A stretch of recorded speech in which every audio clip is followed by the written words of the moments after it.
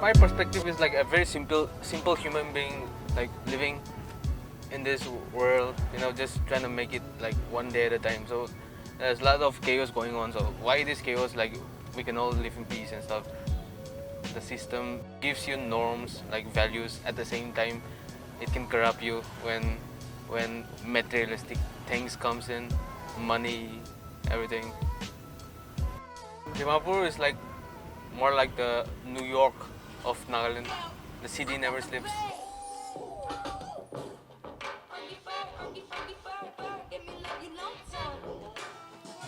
Teja, play that beat once.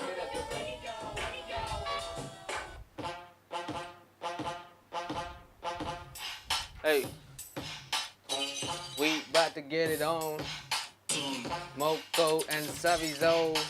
12 or 13 was one of my initial stage, like I started, and I never took a break from it. You made a hit with one song, so the next time you release a song, you can't just do the same song again. They want something different from you.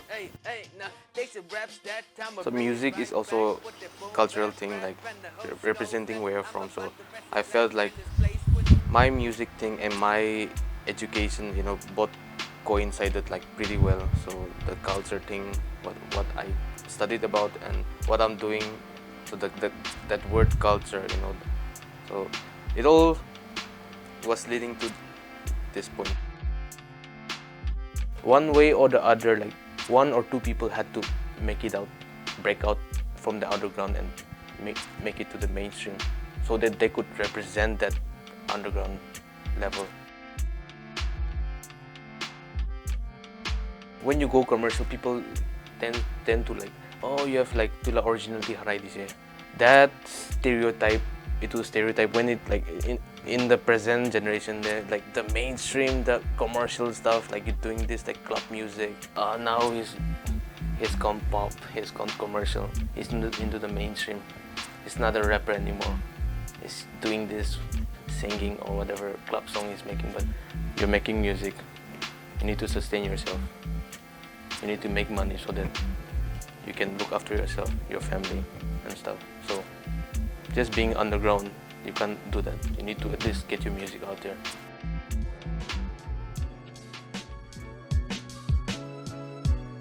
I'm grateful to the people in general. The people like who like genuinely support me and believe Korean. Like never a day was there like when they like ever gave up on me or my music. After joining Infinity, I could say like I could express myself more as an artist.